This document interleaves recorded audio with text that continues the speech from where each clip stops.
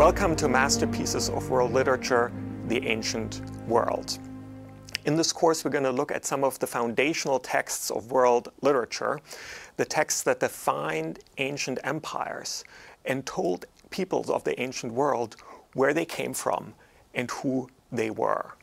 One of the emphasis we want to place in this course is that literature had a large influence on world history, and these ancient foundational texts are some of the best examples of that.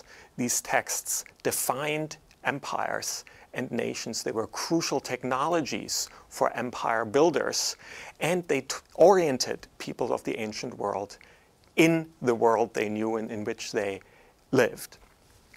Miles, we are looking at three epics, and epics, the epic is a long narrative that does that work of capturing the history and destiny of an entire nation. Our first text is the Epic of Gilgamesh, one of the first masterpieces really of world literature. How would you think about its role in defining for the ancient Sumerians, inhabitants of Mesopotamia, today's Iraq, what their role in the world was? Well, I think the detail that really jumps out at me from the Epic of Gilgamesh in that light is the fact that we learn very early in the text that the text itself is something that we discover in the foundations of the city of Uruk, that we can walk through the walls and streets and find on lapis lazuli tablets this epic that we are about to read. So there's something about it that seems baked into the identity of the city of Uruk, and it's going to tell the story of that city's founder, of Gilgamesh. The story itself, once it gets going, is a great showcase of Sumerian culture, its religion, its sort of founding figures, not only Gilgamesh, but the sort of other half-deities that he encounters and his friend Enkidu. And you just get the sense that this is sort of a tale that people who lived in Uruk and who lived probably in the whole surrounding region would be very familiar with as sort of their mythical king behind them. Yeah, and this emphasis on the city, because these are the first great cities of the world, so you can really feel the pride people had in that cultural achievement, that they were in a way the first to live in a large urban space that contained about 50,000 people. That hadn't really happened in history before. So I think you're right. It really captures that pride. We are city dwellers. We are the first city dwellers. We're going to tell a story about how that city came into being and what it feels like to live in the first urban space in the world. And in that respect, it's not just a story of the people of Uruk and the people who would have lived under Gilgamesh and the generations that followed. It's really a story of the beginnings of human civilization, in the cradle of human civilization, of starting to move into cities, what kinds of collection of natural resources are required for living in cities. And you see this, I think, yeah, as a story that's rightfully proud of its beginning of maybe culture itself, you might say.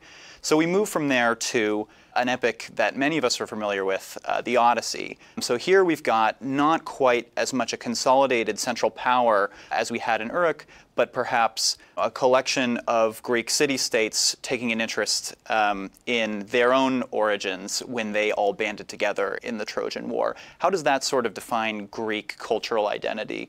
Yeah, it is very, very different, and these two foundational epics we are dealing with here, Epic of Gilgamesh and the Odyssey, are really make for a fascinating contrast. They both share the sense of telling that whole civilization who they were, but they do so in very different ways, and you right through these two texts and comparing them, I think you get a fascinating sense of the cultural differences of these two places.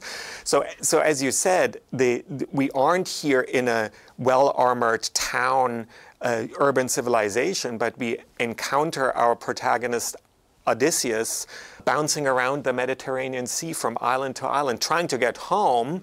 There's a sense that there is a palace, probably a rather small palace somewhere in Greece, but the world the epic introduces us to is that of a maritime power. We're dealing with ships, ports, the winds, the vagaries of the sea, and seafaring people. Yeah, so we have travelers in both cases, and I think that's something that the Epic of the Odyssey brings out also in Gilgamesh, looking backward, but different kinds of travelers. Gilgamesh is somebody who travels across large swaths of land, and in fact the end of the world for him is an ocean.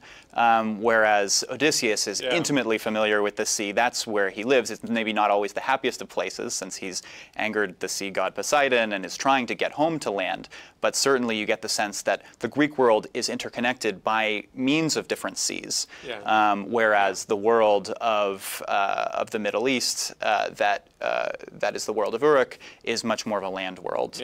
But these are both travelers, nevertheless. So I think a great contrast here in how literature captures these two lived realities of these two civilizations.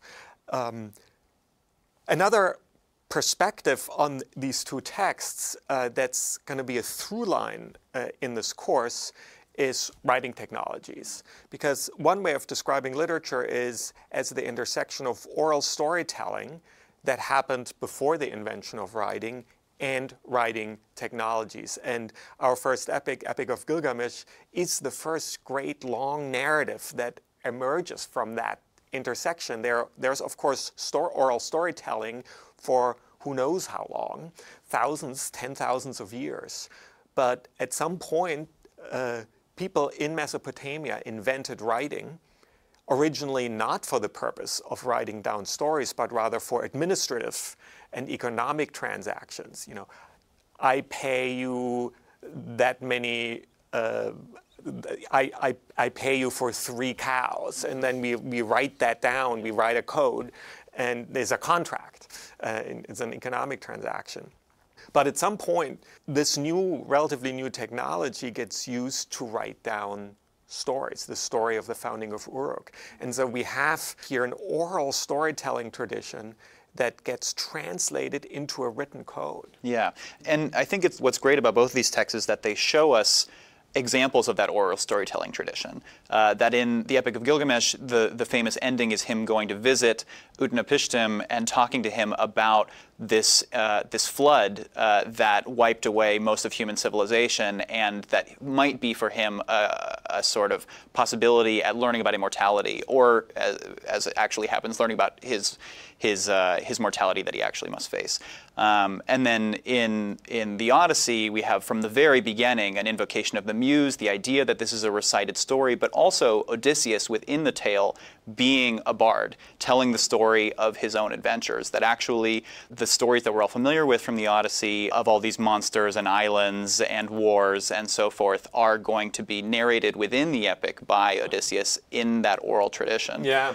It's interesting to me that even though the Epic of Gilgamesh is earlier, was written down earlier than the Odyssey is much closer to these oral storytelling traditions. There's basically no writing in the world described by Homer, whereas the Epic of Gilgamesh presents itself as being written down. It's so that it is much more confidently rooted and proud of the fact that this is a culture that knows writing and that it is a written text. Whereas for Homer, the writing had arrived in Greece much more recently. There are even some people who believe that the Greek alphabet was invented for the purposes of writing down these stories. But it certainly is a very recent arrival. So the Homeric epic is much closer to that oral storytelling tradition that, of course, continued to exist and continued to feed writing. Yeah, so the Greek alphabet ended up being sort of the dominant form of these two. Why is that? Well, there's, of course, something that, for now, we live mostly in an alphabet-based culture, with the exception of East Asia, mostly. And for us, of course, the advantages are pretty evident. It's much simpler. You have maybe 25 to 30 signs as opposed to hundreds as you do in non-alphabetic writing.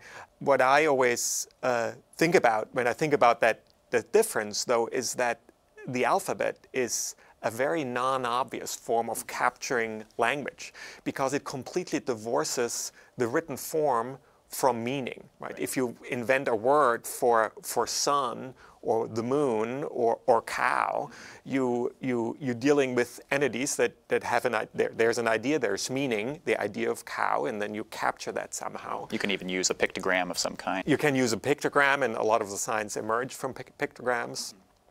Whereas if you chop up every word into different sounds, you lose that. And so it was a very, in a sense, counterintuitive thing to do, but it was, of course, a powerful invention. But it completely speaks to the move from oral storytelling to written storytelling, for instance. If the idea is to capture not the images of what is being experienced, but the sounds of the story, then it makes a certain kind of sense. True. So that's one of the consequences we can talk about in terms of what these epics did for world literature and world culture is these writing inventions, these storytelling inventions, but they certainly also have a legacy in terms of literary tradition. So we're going to jump forward in our epics from the Odyssey to the Lusiads. We've done sort of a city-based epic, an epic of Uruk's pride, an epic of sort of a constellation of Greek cities having a common culture, and this is a sort of more modern national epic, the Lusiads, referring to the Roman word for Portugal.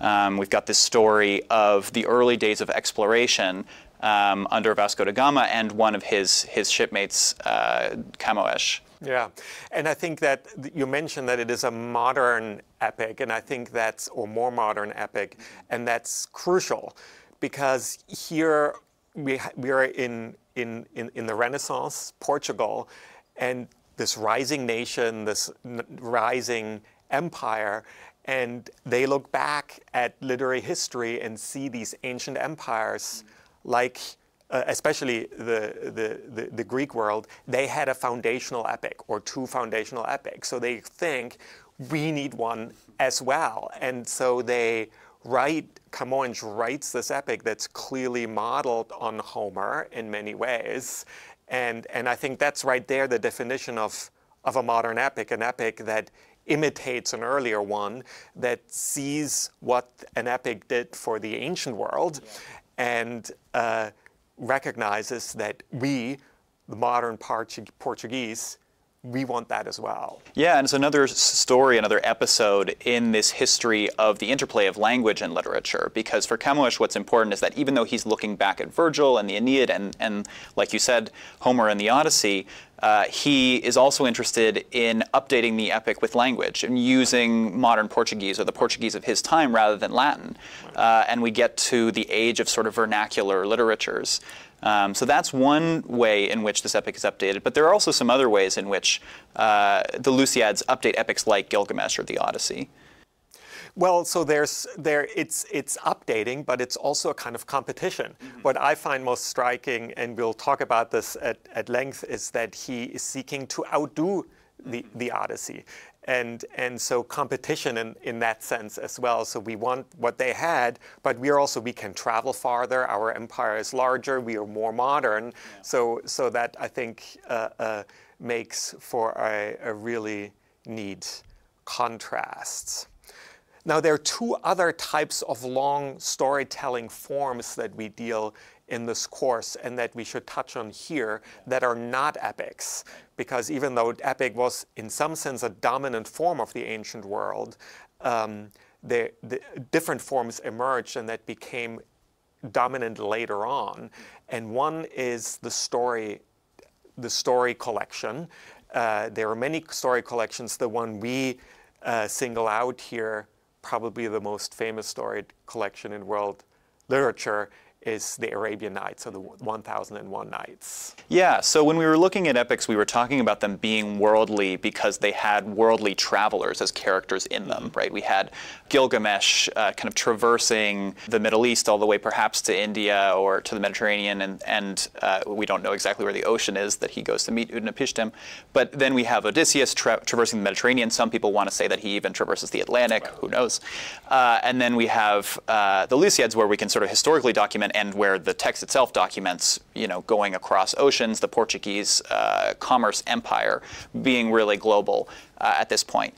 What's interesting to me about The 1001 Nights is that its source material is worldly. Yeah. We don't get the sense that Scheherazade, our main storyteller in The 1001 Nights, has necessarily traveled all that much in her life, but she has definitely read from all over the place. And in the way that she kind of grabs these stories to put them together, for this kind of famous case of her trying to string out this series of storytelling ventures for the king so that she'll prevent her execution.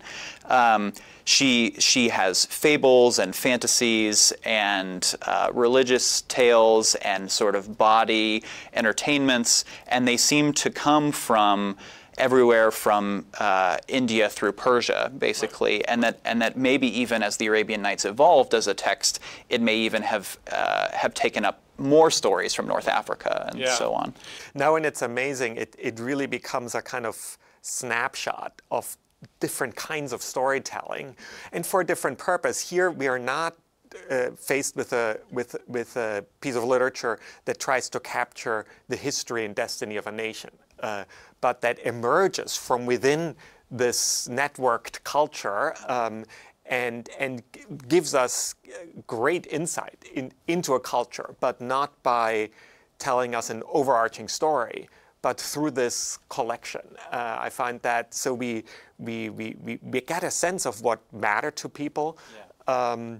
It's set in a much more contemporary world in that we are not dealing with mythical heroes, but we are dealing with, I mean, there are kings, yes, but there are merchants, there are carriers, there are all people from all walks of life that appear here. I think that's true. And one of the things about all these texts of the ancient world is that they're interested in including the supernatural and the mythic, certainly. But the 1001 Nights does seem to be grounded in, yeah, as you said, this world of kind of merchants, of common people. And I think you see that in the character of the stories as well. Epic has become, maybe it wasn't originally, but it probably was originally, a sort of highbrow form. It's poetic, it involves complicated allusions often, it is interested in telling stories of mythic heroes and gods. But there's something a little bit more varied about the 1001 Nights. There will be some stories that have religious tenor or that have stories of heroes, but there will also be some very funny stories, some very bawdy stories.